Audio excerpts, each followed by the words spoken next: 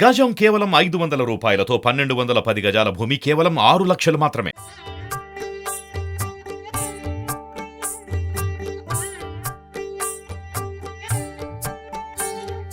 నమస్కారం. రామాయణ కథ చెప్పుకుంటున్నాం మనం. విశ్వామిత్ర మహర్షి రామలక్ష్మణులకి తమ తాలూకు ముందు వంశ చరిత్రని తెలియజేస్తున్నారు. కుశనాభునికి గాధి అనే ఒక ఆయన జన్మించాడని, పరమధార్మికుడైన ఆ గాధియే విశ్వామిత్రుని తండ్రి అని తెలుసుకున్నాం. అయితే చెప్తున్నారు, ఆ వంశం వారిని కౌశికులని పిలవటం అప్పటి నుంచి ఏర్పడిందన్నారు. ఈ గాధి మహారాజుకి, అంటే కుశనాభుని యొక్క కుమారుడైన గాధికి ఇద్దరు సంతానమట. ఒకరు విశ్వామిత్రుడు, రెండో ఆవిడ సత్యవతి అనే ఒక కుమార్తె. అయితే ఈవిడ మహాపతివ్రతట సత్యవతి. ఆవిడ భర్తని అనుసరించి సశరీరంగా స్వర్గానికి వెళ్ళిందట.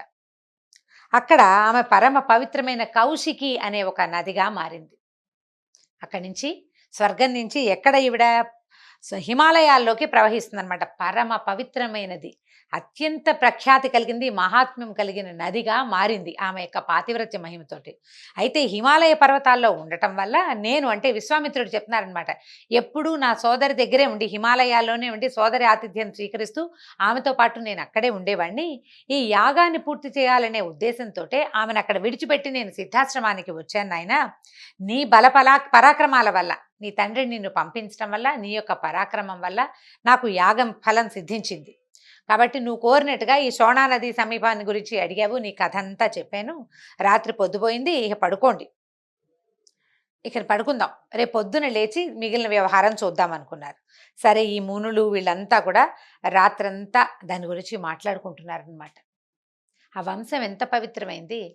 ఒక వంశంలో జన్మించిన ఒక ఆయన మహర్షి బ్రహ్మర్షి అయితే ఒక ఆవిడ నదిగా మారింది, పరమ పవిత్రమైన నదిగా మారిందని ఈ విషయాలే మాట్లాడుకుంటూ రాత్రి గడిపారు, నిద్రపోయారు. తెల్లవారు లేచిన తర్వాత సంధ్యావందనాది క్రియలన్నీ పూర్తయ్యాక సోనా నది అక్కడక్కడ కొంచెం కొంచెం ఎండిపోయిందట. వీళ్ళు ఇంకా కాస్త ముందుకెళ్ళేసరికి దాటడం సులువే, దానికి పడవక్కర్లా.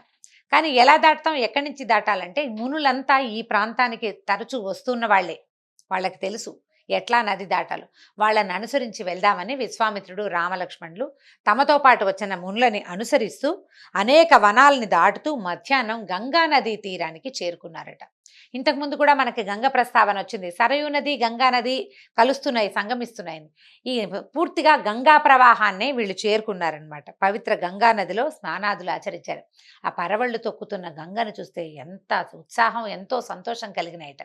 పరమ పవిత్రమైన గంగానది దర్శనం మనకి పూర్వజన్మ సుకృతం వల్ల లభించిందని మునులు అందరూ పొంగిపోయారు. ఎన్నిసార్లు చూసినా మళ్ళీ మళ్ళీ కొత్తగానే ఉంటాయన్నమాట. ఆ నదీ దర్శనాలు ప్రతిసారి కొత్తగా సంతోషంగానే అనిపిస్తుంది.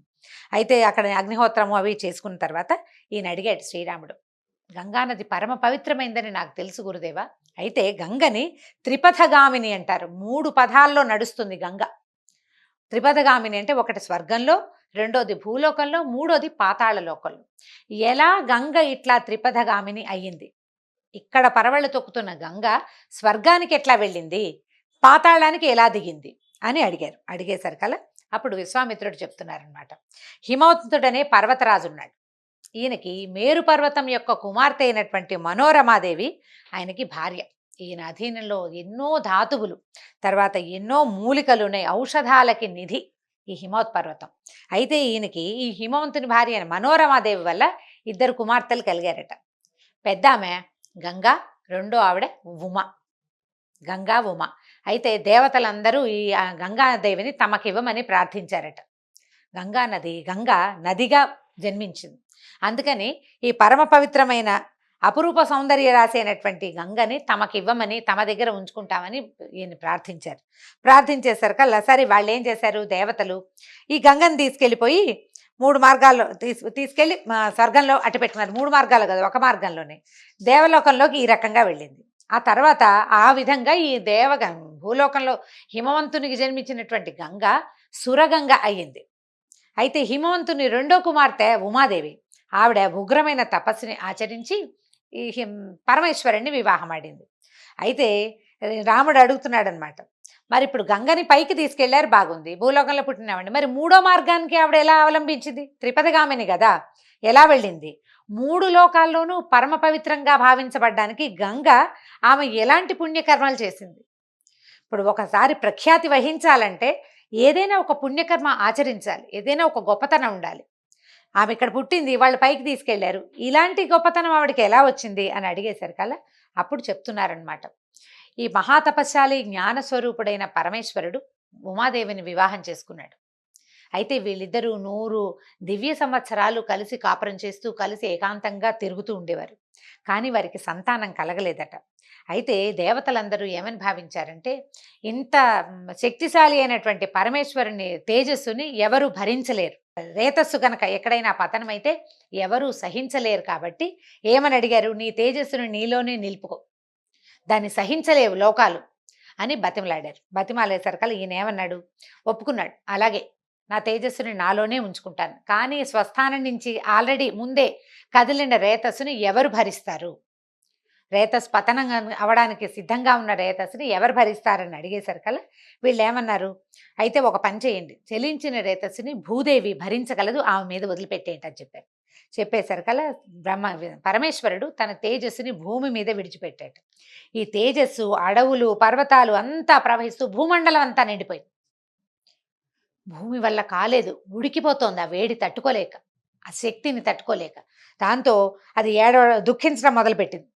భూమండలం అంతా వ్యాపించేస్తుంది. భూమి దుఃఖించినా దుఃఖించకపోయినా దేవతలు బెదిరిపోయారు, ఈ భూమండలం అంతా వ్యాపించేస్తుంది. దాంతో అగ్నిని ప్రార్థించారు.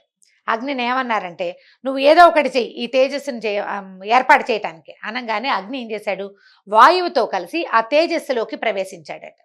ప్రవేశించేసి దాన్ని ఘనీభవింపజేశాడు, ఒక ముద్దలాగా అయిపోయేలాగా చేశాడు, అటు ఇటు ప్రసరించనివ్వకుండా.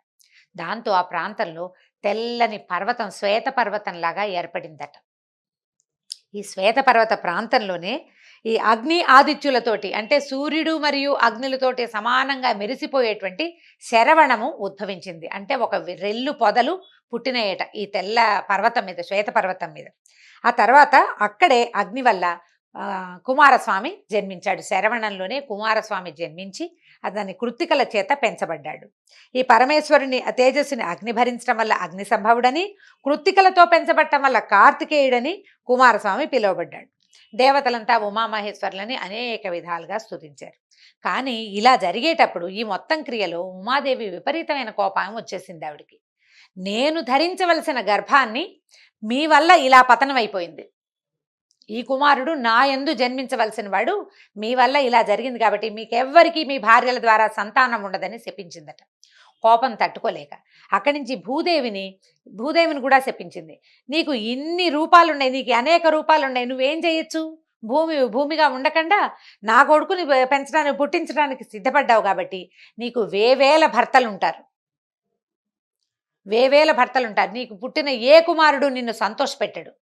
ఎలా నా కుమారుడు నన్ను సంతోష పెట్టలేదు, నాకెట్లా కుమారుడు అంటే పుత్రోదయం నన్ను సంతోష పెట్టలేదు, నా పుత్రుడిని నువ్వు తీసుకున్నావు కాబట్టి నీ కుమారులు ఎవ్వరూ నిన్ను సంతోష పెట్టరు అని శపించింది కోపంతో అనమాట. అయితే ఇప్పుడు భూదేవికి వేవేల భర్తలు ఉండటం ఎలాగానే చూద్దాం.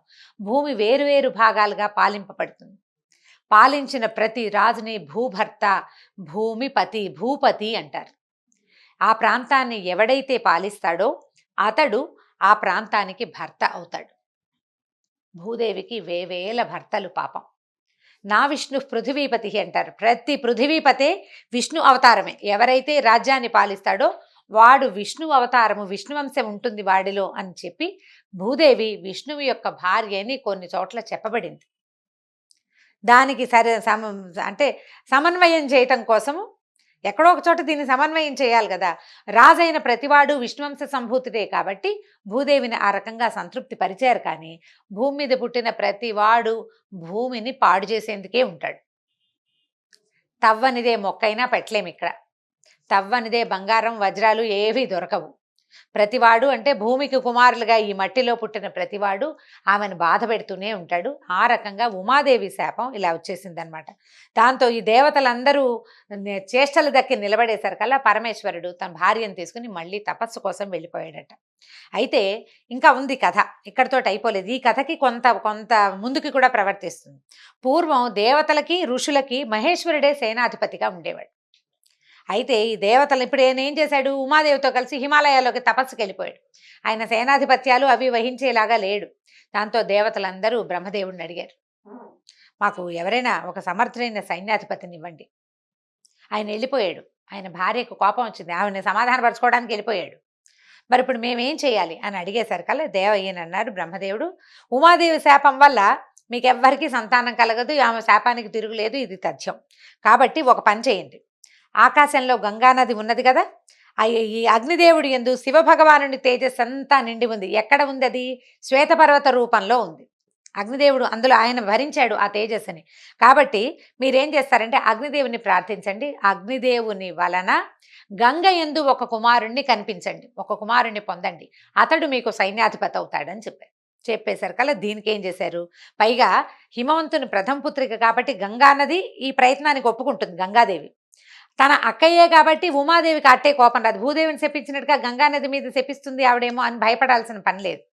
ఆమె తన చెల్లెలి యొక్క సంతానం కాబట్టి ఆమె తీసుకోవడానికి ఇష్టపడుతుంది అని చెప్పేసరికల్లా సరే వీళ్ళు ఏం చేశారు, పైగా ఈ శివభగవానుని తేజస్సు ఇన్ని రకాల రూపాంతరాలు చెంది ఉంది.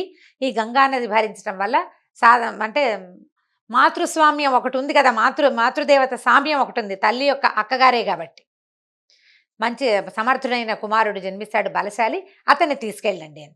సరే బాగానే ఉంది. వీళ్ళంతా ఏం చేశారు, అగ్నిదేవుడిని ప్రార్థించారు. అయ్యా నీ యందు శివ తేజస్సు ఉంది కదా, నువ్వు హిమవంతుని పుత్రిక అయినటువంటి గంగాదేవి యందు ఈ తేజస్సుని నిలుపు, ఆ పుట్టే కుమారుడు మాకు సైన్యాధిపతి అవుతాడని బతిమలాడారు. అయ్యన వెళ్ళి అగ్నిదేవుడు వెళ్ళి గంగానదికి చెప్పాడు, దేవతల కోసం నువ్వు గర్భాన్ని ధరించాలమ్మా, నువ్వు మనుష్య రూపం అంటే స్త్రీ రూపం దాలిస్తే ఈ తేజస్సును నీ యందు ఉంచుతాను అని. దాంతో గంగానది ఏం చేసింది, ఒక చక్కటి సౌందర్యవంతమైన యువతిగా రూపొందగానే గంగ ఈ అగ్నిదేవుడు ఆమెను నిలువెల్లా ఆక్రమించి ఆమె శరీరంలోకి ఈ రేతస్సుని వదిలిపెట్టేశాడు, తేజస్సుని, శివతేజాన్ని. ఎప్పుడైతే ఈ శివతేజం గంగలోకి ప్రవేశించిందో ఆవిడ భరించలేకపోయింది. నా వల్ల కావటం లేదండి, అమ్మో మండిపోతున్నాయి అవయవాలు, నా వల్ల కావట్లేదు, ఇంత ఉగ్రతని నేను తట్టుకోలేను, శివ తేజస్సుతో పాటు నీ తేజస్సు కూడా తోడైంది అగ్నిదేవ, నన్ను వదిలిపెట్టు, నన్ను వదిలేసి నేను పని చేయలేనని ఆవిడ బాగా గట్టిగా అరిచి కేకలు పెట్టేసింది. దాంతో అగ్ని భగవానుడు ఏమన్నాడు, అమ్మా ఇంత ప్రయత్నం చేశాం, హిమోత్పర్వత ప్రాంతాల మీద ఉన్నాం, ఓ పని చేయి, కొంత తేజస్సుని చిన్న చిన్నగా కొద్దిగా వదిలిపెట్టేసి, శరీరం అంతా ఆక్రమించి ఉంది కదా, శరీరం అంతా ఉన్న దాన్ని విదిలించేసి అది బయటికి వెళ్ళిపోతుంది, గర్భంలో ఉన్నది కుమారుడు అవుతాడని చెప్పాడు. చెప్పేసరికల్లా గంగా నది వదిలిపెట్టినటువంటి ఈ రేతస్సు చేతుల్లో అక్కడ అంటే మిగిలిన శరీర భాగాల్లో ఉన్న తేజస్ అంతా కూడా ఒక్కొక్క చోట పడి ఒక్కొక్క రూపాన్ని దాల్చిందట. అట్లా విదల్చబడిందే ఆ తేజస్సు. అందులో ఉన్న మంగళకరమైన విషయమేమో అంటే జీవమేమో బంగారము వెండి ధాతువులుగా, ఆ రేతస్సులో ఉన్న క్షారమేమో ఇనుము రాగిగా, అందులో ఉన్న మలమేమో తగరము మరియు సీసంగా మారింది. ఇన్ని రకాల ధాతువులు కూడా ఈ శివరేతస్సు వల్లే, శివుని తేజస్సు గంగానదిలో ప్రవేశించడం వల్ల వచ్చినవి అనమాట. ఇది అయిన తర్వాత ఈమె గర్భంలోంచి ఆ తేజస్సు కూడా బయటికి వచ్చేసింది. ఈ విడిచే సరకల గర్భం నుంచి బయటపడే సరకలు అంటే మిగిలిన భాగాల నుంచి బయటకు వచ్చినవేమో ధాతువులైనాయి, గర్భంలో నుంచి చ్యుతి పొందినటువంటి భాగమేమో కుమారుడుగా ఉద్భవించిందనమాట. అది ఎలా వెళ్ళింది, ఈ శ్వేతపర్వతం మీద మొలిచి ఉంది కదా శరవణం, అందులోకి వెళ్ళిపోయింది. వెళ్ళంగానే ఈ శరవణం అంతా కూడా బంగారు వనంగా మారిపోయిందట. అందులో ఉన్న మొత్తం మొక్కలు మోళ్ళు అన్నీ కూడా బంగారుమయాలైపోయినాయి. ఆ బంగారపు దాంట్లోకి వెళ్ళిపోయిన తర్వాత అక్కడ గడ్డి గాదం మొక్కలు చెట్లు సమస్తము బంగారమేనమాట. అట్లా గంగా గర్భం నుంచి చ్యుతిని పొందినటువంటి అంటే స్రావాన్ని పొందినటువంటి శివ తేజస్సు కుమారునిగా రూపొందుకుంది. ఆ శరవణంలోనే మనకి శరవణ సంభవుడైనటువంటి కుమారస్వామి జన్మించాడు. అయితే అక్కడ ఉన్న కృత్తికలు ఈ శివకుమారుణ్ణి వాళ్ళు పాలించి పోషించారు. దేవతల అనుగ్రహం వల్ల కృత్తికలు 6 ఈ కుమారుడి పిల్లవాడికి తల్లులయ్యి వాళ్ళ తమ క్షీరంతోటే ఈ పిల్లాన్ని పెంచారట. చిన్న బాలకుడుగా ఉండగానే అతన్ని వీళ్ళు సైన్యాధ్యక్షుడుగా స్వీకరించారు దేవతలంతా. ఆయన చిన్న బాలకుడుగానే ఉంటాడని, పెద్దవాడు కాలేదని కొన్ని కథల్లో చెప్పబడుతుంది. రామాయణంలో అయితే ఇట్లా చెప్పారనమాట, కృత్తికలు పాలించి పెంచారు కాబట్టి కార్తికేయుడని, శరవణంలో పుట్టాడు కాబట్టి శరవణ సంభవుడని ఇన్ని రకాల పేర్లు వచ్చినాయన్నమాట. తర్వాత దేవతలంతా గంగకు అవతరించిన పుత్రుడిని సైన్యాధిపతిగా అభిషేకించి తమ దగ్గరికి తీసుకెళ్ళిపోయారు. ఈ విధంగా గంగ యొక్క చరిత్ర, గంగ నుంచి పుట్టినటువంటి శివకుమారుని చరిత్ర కూడా రాముల వారికి లక్ష్మణ స్వామికి చెప్పబడింది. తర్వాత కథని రేపటి భాగంలో మళ్ళీ తెలుసుకుందాం. నమస్కారం.